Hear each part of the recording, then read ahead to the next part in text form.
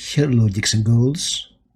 Tonight we get bloody because tonight we talk about Books of Blood by Clive Barker.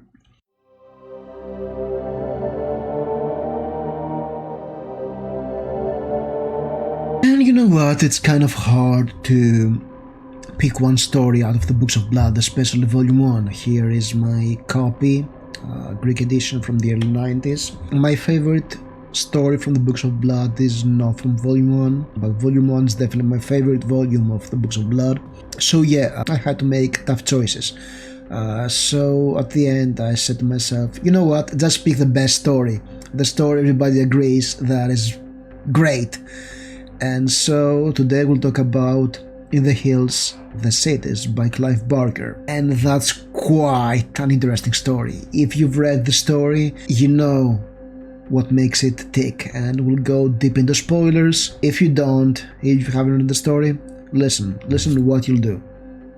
I'll only say it once, alright? You click on the like button, next to it there is a subscribe button, and also there is a save video. You hit all those three buttons in this specific order, and then you read the story, and you return to see this video, because me telling you about the story is definitely ruining for you. You have to go and read it, and you'll probably, you saw the title and say, what's the totalitarianism has to do with Clive Barker's story? Well, glad you asked. So let's get to In the Hills, the Cities. It was published back in 1984, and it's a story about two gay men go on vacation on Southern Europe, and they end up in Yugoslavia, which is a kind of interesting choice because it was Yugoslavia back then. I think it's what we know today as Serbia, because Yugoslavia is no longer a country, and we'll get to that point at some point, alright? Because it's spooky the way it's written.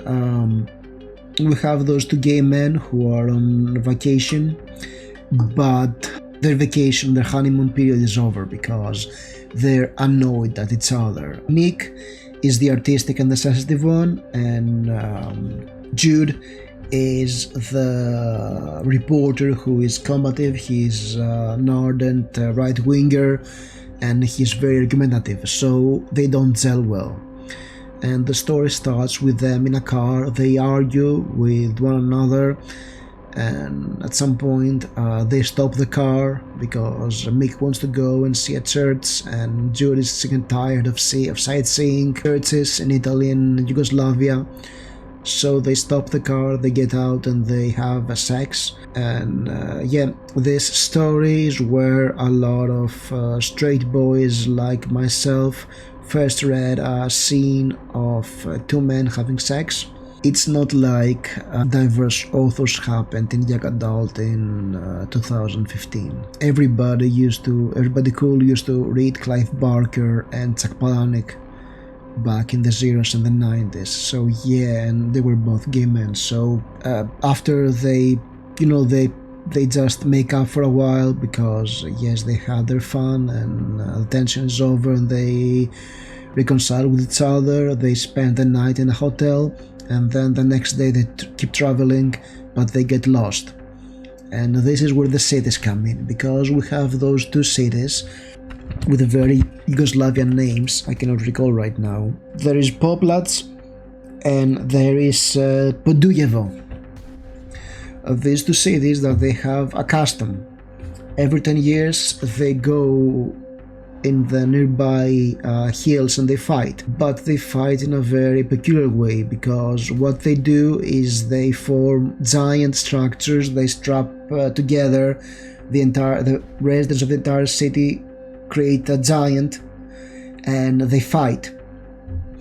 And in Podojevo, the organizer of the giant died the previous year, so it's her daughter who is doing the organization now, and she's not that good. So the two giants go and they start fighting, but Podojevo has fatal flaw. The hip is not as well formed, so it crashes and falls down, and everybody on the giant is falling one upon the other, and they're dying.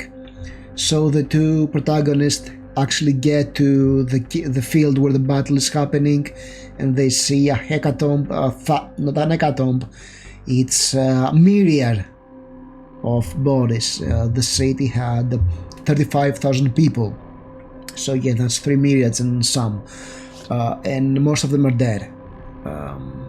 And Poplats, the other giant, is horrified, and it's running amok in the hills because the people in there lose their consciousness, and the giant becomes a being of its own, and they are dying of exhaustion.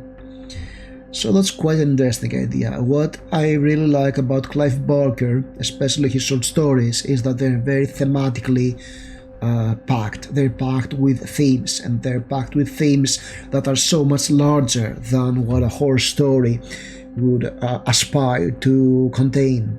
In a way, it's closer to literary fiction than horror, the way he deals with those important stuff. So in this book, in this story, no, it's not the book, it's a story, he deals with totalitarianism, with fanaticism, with the body politic. And we see, we have this city where we have this glorious leader who is very wise, and she dies, and her daughter takes over, but she's not as good a leader, so the body politic falls apart. In the case of the story, literally, and people fall to their death because they follow the leader who is not the right for the job, and nepotism is bad and fatal, literally. And then we have the city of Poplats, which is everybody's absorbed into the body politic, and they stop thinking for themselves. And even our two characters are horrified by what they see, the rational and emotional one, and how they react to what they're seeing, to the madness they're watching. It's interesting. There's a bit of everything in this story. The writing is stellar, of course, it's Clive Barker, but there is this amazing condensation. There's this crazy idea for once that there are two towns that the people strap each other as a giant, and they fight in the valley. That's awesome. That's crazy. You haven't read something like this in your life, right? Tell me you've read something similar. Honestly, people, you haven't read anything like that, and this is where Clive Barker is tour de force. You just read the story and say, wow, where the fuck did this came from? And there's more like that. There's more to come in the Books of Blood. Even when he's doing traditional horror stories, he elevates them. He is aspiring to do something more than what's a basic horror story. And throughout this month, we have seen some very simple and fun stories, and we've seen some iconic stories that became a cliche after a while. But here we have something unique. We have a classic story, a story that was never done before, and I don't believe anybody tried to redo it. We just admire it. It's quite a feat. And actually, it occurred to me today as I was reading the story that it's oddly prophetic, because it's set in Yugoslavia. And in case you're not aware, with the Balkan history, Yugoslavia was a communist federation of Slavic countries that after the fall of the Iron Curtain, they went into a bloody civil war. And here, by seeing those two towns fighting one another, it's sort of like the tragedy of it. It sort of like speaks about the civil war 7 years before it happened. And at the same time, the whole neighborhood towns going to war, it's very Balkan, because the term Balkanization is a reality, because that's how we people in the Balkans are. We love and hate our neighbors at the same time. And I'm not talking about neighbor countries, because yes, there are tensions there, but it's also the town, the next town is our rival, or the next neighborhood, or whatever. There is this sense of antagonism as well as brotherhood, and there is a great part early on as the two towns are starting to prepare for the competition, that one of the view of the characters our viewpoint characters in one of the cities is like his best friend with somebody from the other city, and they love each other, but still they'll go to fight because that's the custom, and that's how life is in a way. So yeah, this story really made me think the reality of it, and that's something. Yes, it's gory, it's scary, it's definitely out there, it's very original, very well written, and also it's great for thought. So yes, you've read it. If you reached this point of the video and you still haven't read the story, what are you waiting for? Really, go and read it.